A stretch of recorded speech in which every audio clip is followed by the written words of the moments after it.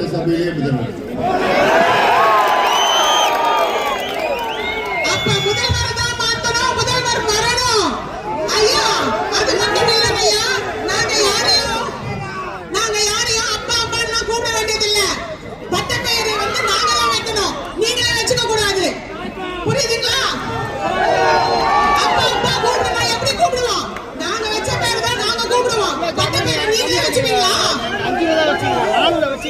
அது மட்டும் இல்லையா, இந்த வேலூர் மாநகராட்சியில பிளாஸ்டிக் ஒழிக்கணும் நம்மளுடைய ஐநா சபையில நீங்க போய் பேசுறதுனால நாம இப்ப